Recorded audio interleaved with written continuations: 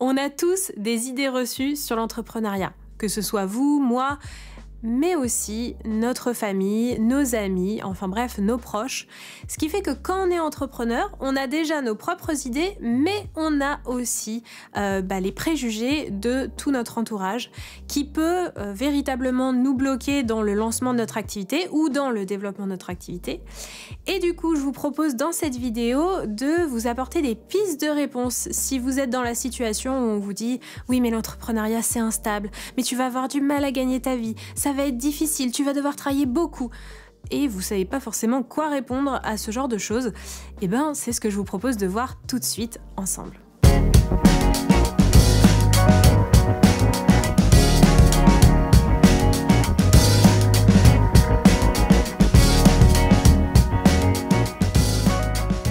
Hello! Avant de démarrer cette vidéo, comme d'habitude, si le sujet vous intéresse, si vous aimez le contenu de cette chaîne, pensez à mettre un petit pouce en l'air et à vous abonner. Ça permet de soutenir le travail que moi et mon équipe on fait au quotidien pour vous apporter du contenu de qualité tout simplement. Maintenant, on rentre dans le vif du sujet parce que j'ai été confrontée à un nombre de fois incalculable à des préjugés sur l'entrepreneuriat qui, franchement, concrètement, m'ont vraiment bloquée. Et moi-même, en fait, j'en ai intégré énormément dans mon quotidien, ce qui fait qu'il y a eu beaucoup de fois où je me suis empêchée de développer mon entreprise parce que j'avais moi-même des préjugés et je me disais mais en fait je peux pas faire autrement, c'est forcément comme ça, etc. etc. Et c'est pas facile en fait de s'en libérer. Et puis surtout, ce qui est encore plus challengeant, c'est que notre entourage nous renvoie sans cesse ces préjugés à la figure. Et du coup, c'est pas non plus simple de s'en libérer. Donc, justement, je vous propose d'en parler dans cette vidéo. Et notamment, déjà, la première chose avec laquelle je vous propose de commencer, le premier préjugé, c'est un entrepreneur, c'est un opportuniste, il ne pense qu'à faire de l'argent.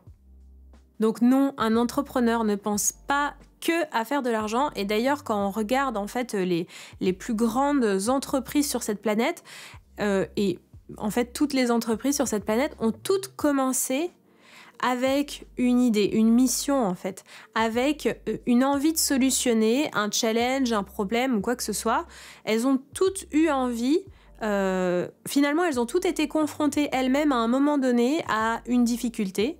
Par exemple, quand vous regardez même une des pires entreprises, on peut dire franchement, par exemple McDonald's, au départ, l'envie était d'apporter finalement un repas rapide qui répondait justement au challenge des familles qui n'avaient pas le temps de faire à manger, qui n'avaient pas non plus envie forcément de s'installer pour déjeuner. Elles avaient envie de quelque chose qui soit pas cher et rapide en fait, ou pareil pour les travailleurs, etc. Et donc c'était un moyen simple en fait d'apporter de la nourriture sans avoir à faire une queue pendant 3 heures devant la boutique ou de devoir forcément payer cher en fait pour avoir un repas. Et donc, c'est comme ça que ça s'est créé. Vous regardez plein d'autres entreprises. D'ailleurs, vous pouvez lire un bouquin qui s'appelle Start with Why, où justement, il explique en fait à quel point toutes les entreprises, elles commencent par ce grand pourquoi. Après, par contre, bien sûr, l'argent rentre en ligne de compte parce que quand on veut développer une entreprise, on a besoin d'argent pour la développer. Donc forcément, la question de la stratégie et de l'argent va rentrer en ligne de compte. Mais le point de départ de tout projet, en fait, je dirais, c'est d'abord de répondre à une problématique qui peut être très personnelle.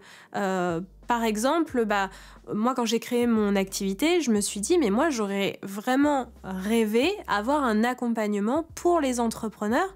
Parce que moi, quand j'ai démarré, j'étais seule, quoi, et je savais pas à qui m'adresser.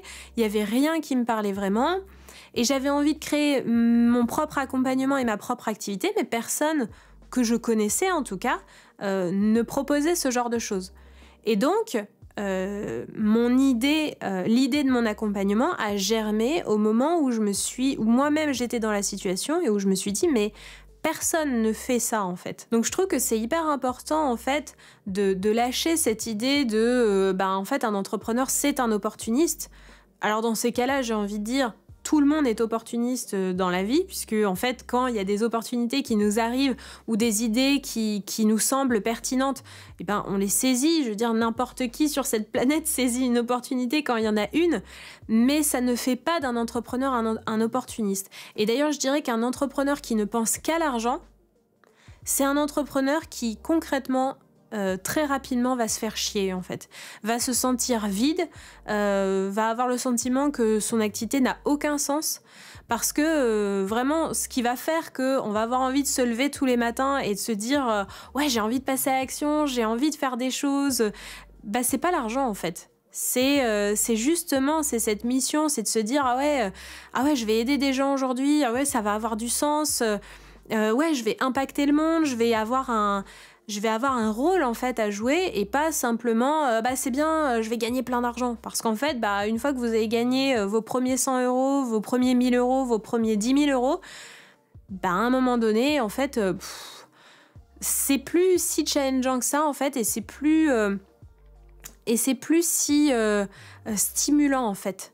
Parce que vous savez que vous pouvez y arriver, vous savez que au final vous avez toujours le sentiment d'avoir besoin d'argent en fait, et donc ça répond pas à votre ça ne nourrit pas votre âme en fait, je dirais.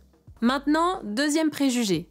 Celui-là, je l'ai entendu un nombre de fois incalculable, vraiment, et c'est très très facile de tomber dedans. C'est très facile de reproduire ça. Parce que justement, on a ce préjugé. Ce préjugé, c'est un entrepreneur travaille tout le temps. Celui-là, mais vraiment, je le vois partout. Et c'est vrai et c'est faux. C'est-à-dire qu'il y a tellement de gens qui sont persuadés qu'un entrepreneur travaille tout le temps, qu'en tant qu'entrepreneur, ils vont travailler tout le temps parce qu'ils estiment que c'est pas normal de travailler peu. Et donc, ils vont pas chercher de solution pour travailler moins. Parce que de toute façon, un entrepreneur, ça travaille 60 heures par semaine, 70 heures par semaine, 80 heures par semaine. D'ailleurs, franchement, humainement, je sais même pas comment font les gens qui travaillent 80 heures par semaine. Je crois que moi, si je travaille 80 heures par semaine, en fait, je tiens une semaine et puis après, vous me retrouvez sur une civière à l'hôpital. Donc, honnêtement, cette vision de l'entrepreneur qui travaille tout le temps, c'est une vision qui a tendance à perdurer parce que les entrepreneurs reproduisent ce schéma pensant que c'est la seule solution, que c'est la seule chose qui existe en fait. Donc je vous le dis tout de suite, c'est complètement faux. Un entrepreneur ne travaille pas tout le temps, sauf s'il l'a décidé. En réalité, il y a plein de manières de faire en sorte de réduire son temps de travail, entre guillemets, le temps pour son activité. Mais si on est convaincu que de toute façon, un entrepreneur travaille énormément, en fait, on va s'obliger à travailler beaucoup. Et si je dis ça, c'est que moi-même, j'ai été confrontée à ça. À me dire, de toute façon, c'est pas normal si le lundi après-midi, je fous rien, en fait. Si le lundi après-midi, je vais jouer du piano plutôt que d'être là, à répondre à mes emails, à créer de nouvelles choses, etc. Et donc, ça demande déjà de se libérer de ce préjugé, de se dire comment je pourrais faire pour travailler moins, en fait, tout simplement. Pour passer moins de temps derrière mon bureau et plus de temps à m'amuser. Et donc, pour ça, justement, ça demande aussi de réinventer sa manière de travailler. De se dire comment je pourrais avoir plus de temps, comment je pourrais faire en sorte d'avoir plus de liberté dans mon activité. Donc, tout ça pour dire que quand vous avez une personne qui vous dit « Oh là là, mais si tu te lances dans l'entrepreneuriat, mais tu vas travailler énormément », en fait, pas forcément. Au départ, si on se lance en tant qu'entrepreneur, c'est parce que, on a une grande mission, c'est ce que je disais tout à l'heure, c'est répondre à un challenge, une problématique ou quoi que ce soit qui vraiment nous tient très à cœur. Et la deuxième chose, c'est parce que vous avez envie d'avoir la vie que vous avez toujours rêvé d'avoir. Enfin, je veux dire, sinon, ça sert à rien d'être entrepreneur, quoi. Un entrepreneur, pour moi, c'est quelqu'un qui choisit son rythme de vie. Donc, c'est complètement faux de dire qu'un entrepreneur travaille tout le temps. Un entrepreneur qui travaille tout le temps, c'est un entrepreneur qui a choisi de travailler tout le temps parce que il a envie, parce que ça correspond à son rythme de vie ou parce qu'il pense qu'il n'y a pas d'autre solution. Mais c'est faux de dire qu'un entrepreneur travaille forcément tout le temps. Moi, je travaille pas tout le temps. C'est pas du tout le cas. Si déjà je travaille 4 heures par jour, c'est déjà pas mal. Et après, évidemment, il y a des moments où je vais m'investir davantage parce que j'ai envie, parce que ça me plaît, parce que je suis pris dans mon truc, que j'adore, etc. Effectivement, je vais pas compter le temps que je passe dessus. Mais on va dire qu'en moyenne, c'est pas du tout le cas. Et en moyenne, je vais plutôt passer 4 heures par jour. Et quand je dis 4 heures, il y a des jours où je vais pas du tout me dédier à mon activité. Et puis d'autres jours où je vais vraiment m'y dédier, peut-être plus que 4 heures. Mais une chose à garder en tête, c'est qu'on choisit. On choisit le temps qu'on veut y consacrer. C'est pas parce que on va dédier 10 heures par jour qu'on va avoir une entreprise millionnaire, et c'est pas parce qu'on va dédier 3 heures par jour qu'on va pas avoir une entreprise millionnaire. Ça, faut se libérer de ces carcans là qui nous enferment et justement en fait de s'autoriser à réinventer les choses et à se dire comment je pourrais faire pour que mon entreprise elle agisse à mon service. Et ça, c'est parce que les entrepreneurs ne se posent pas cette question que du coup, ils se retrouvent à bosser énormément. Autre idée reçue, l'entrepreneuriat, c'est instable. Alors, là aussi, c'est vrai et c'est pas vrai. Parce que, effectivement, quand on se lance, ça peut être instable. On va pas se mentir, c'est vrai que c'est pas le job le plus stable du monde. Bon, en même temps, j'ai envie de dire, c'est quand même hyper faux de croire que le CDI, c'est stable. Parce que le nombre d'entreprises qui ferment, qui finalement vous vous retrouvez licencié ou ce genre de choses, c'est pas non plus hyper stable. Faut arrêter de croire ça en fait. Par contre, c'est vrai que quand vous perdez un CDI par exemple, tout simplement vous allez avoir le chômage. Donc du coup, on considère que c'est un peu plus stable. Bon, après, il y a quand même vraiment des moyens de stabiliser une entreprise.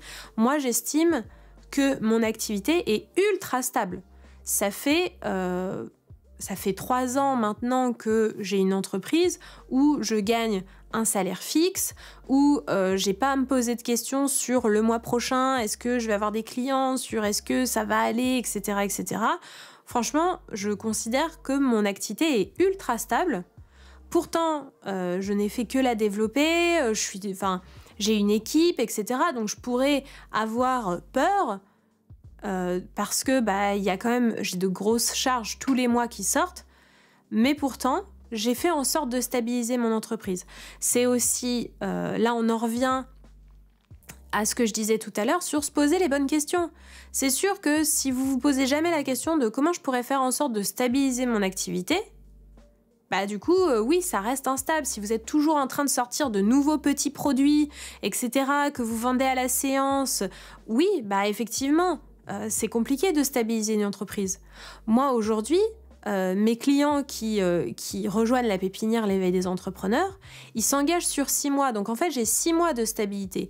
Et comme il y a un turnover de clients, finalement, ça me permet, en fait, d'avoir une vraie stabilité d'entreprise. Et ça, en fait, c'est simplement, ça dépend des questions que vous vous posez dès le départ. Un autre préjugé, il avait sûrement déjà de l'argent. Alors ça aussi, je l'ai entendu un nombre de fois incalculable. Ah ouais, mais lui, ça marche, mais bon, il avait sûrement déjà de l'argent, c'est peut-être un fils à papa ou une fille à papa, etc. Mais en fait, ça sort d'où ce genre de choses ? Là aussi, alors je vous ai fait une vidéo d'ailleurs il n'y a pas très longtemps sur développer son activité sans argent, ou je ne sais plus comment je l'ai appelé. Bref, je vous mettrai le lien. Mais là aussi, on est en France où il y a le statut auto-entrepreneur. Donc le statut auto-entrepreneur, c'est gratuit. Si vous développez un produit, tout simplement, vous pouvez faire appel à tout ce qui est crowdfunding, ce genre de choses. Si vous développez un service comme ce que j'ai fait, vous n'avez besoin d'aucune ressource si ce n'est d'avoir un ordinateur portable. Donc, en fait, arrêtons de se prendre des excuses à ce niveau-là parce que c'est faux. Et là aussi, de se dire, il avait forcément de l'argent parce qu'au début, quand on se lance, on n'a pas forcément d'argent qui rentre tout de suite. Oui, enfin, vous pouvez très bien prendre un job à mi-temps, comme j'ai fait, ou vous pouvez avoir les allocations chômage, ou cumuler avec un autre job, même à temps plein. Enfin, il y a plein de possibilités. On n'a pas nécessairement besoin d'être rentier ou de venir d'une famille riche ou j'en sais rien pour lancer son activité. Ça, c'est complètement faux. Encore une fois, c'est qu'une question de choix et des bonnes questions à se poser. Alors, j'aime bien celle-là aussi. Il a eu de la chance ou franchement, c'était facile pour lui, mais bon, pour moi, ça va être super dur. Non mais, la chance n'existe pas, les gars. Faut arrêter avec ça. Non, c'est facile pour personne. L'entrepreneuriat, c'est un condensé de développement personnel, c'est un stage de développement personnel, mais genre puissance 10 000. Parce que quand on est entrepreneur, parfois, il faut s'accrocher. Donc, c'est faux de dire que ça a été facile pour les autres et que pour nous, c'est plus difficile, mais pour lui, ça a été facile. Quand vous regardez des entrepreneurs, que ce soit Tony Robbins, Marie Forleo, enfin des gros mastodontes, coachs hyper connus, ou n'importe quelle entreprise, vous pouvez regarder et lire les biographies, hein, tout simplement. Vous voyez que tous ont été confrontés à des gros challenges. Que pour beaucoup, il a fallu des années et des années et des années de labeur pour y arriver. Donc, c'est faux de dire qu'il y en a qui ont de la chance et puis il y en a qui en ont pas. Non, il y a que des gens qui persévèrent, qui continuent d'avancer, qui apprennent de leur challenge et qui progressent. Je dirais que pareil, un autre préjugé qui peut être lié à ça, c'est être entrepreneur, c'est difficile. Non, c'est pas difficile là non plus. Ça vient peut-être contredire ce que je viens de dire avant, mais c'est pas difficile non plus. C'est-à-dire que c'est une autre manière de penser. Ça demande de se réinventer constamment, ça demande de se remettre en question, d'apprendre des choses qui n'ont pas marché. Ça demande aussi d'oser vraiment aller voir les gens pour leur demander qu'est-ce qui fait que tu n'as pas choisi ce que j'ai créé. Ça demande vraiment de prendre du temps pour se questionner. Et c'est sûr que si on fait jamais ça, c'est super dur. Super dur d'être entrepreneur si jamais on veut se remettre en question, si on estime que de toute façon ce qu'on a fait c'est super bien et que en fait il y a rien, c'est les autres qui perdent.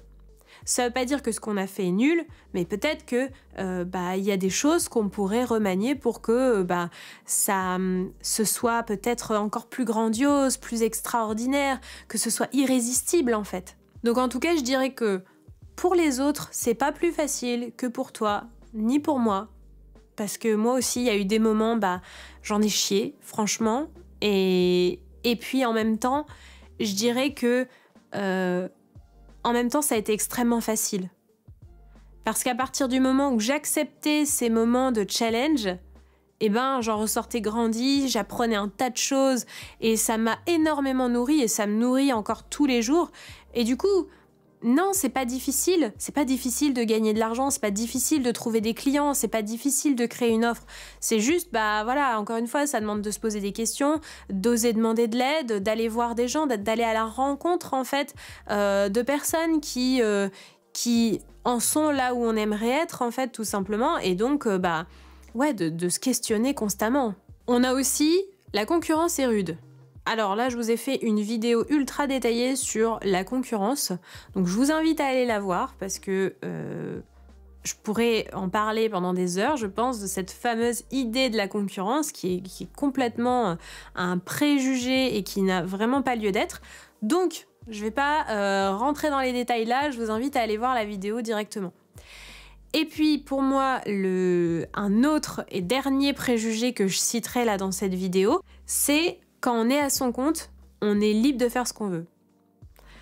Alors, oui et non. Parce que oui, on est toujours libre, ça c'est une certitude.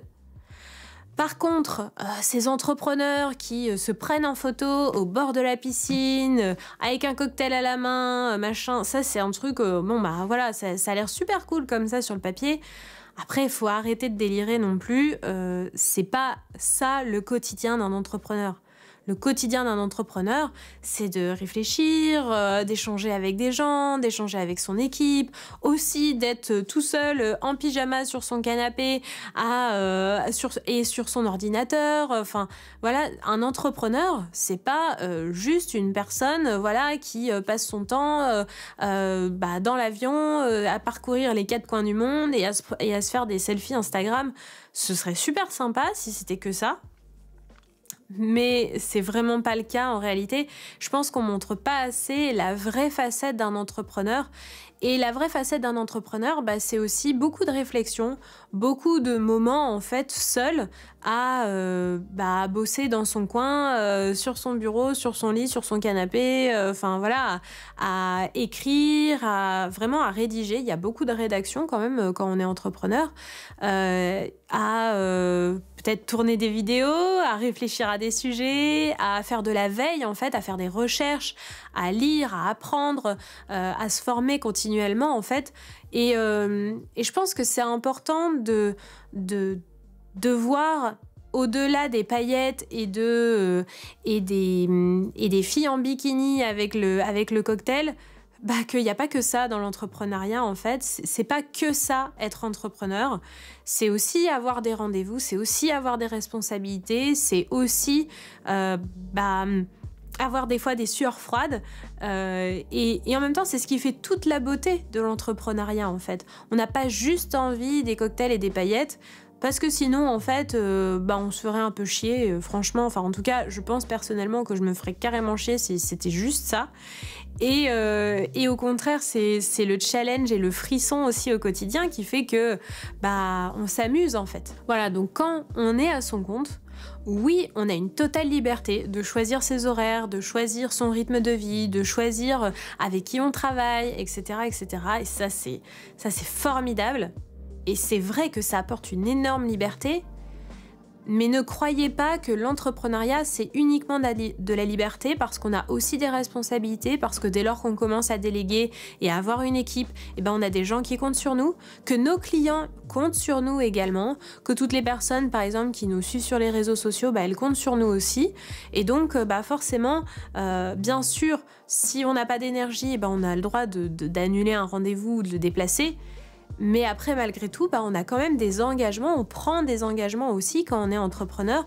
Et donc, c'est pas simplement faire tout ce qu'on veut quand on veut, même si évidemment, en fait, on fait toujours ce qu'on veut. Mais je dirais que on a quand même une responsabilité comme dans tout en fait, comme quand on s'engage avec un partenaire ou quand on a des enfants. Et voilà, c'est tout pour les idées reçues sur l'entrepreneuriat. S'il y en a d'autres qui vous viennent, partagez-les en commentaire. J'y aurais tout simplement pas pensé et je serais ravie d'y répondre. Pareil, si vous n'êtes pas d'accord avec quelque chose que j'ai partagé, partagez-le, écrivez-le. Je suis complètement d'accord qu'on ne soit pas d'accord. Et je me ferai un plaisir de vous répondre également et en tout cas de vous lire. Et puis, sur ce, je vous souhaite de passer une très très très belle journée ou une belle soirée si c'est le soir pour vous. Et je vous fais plein de gros bisous.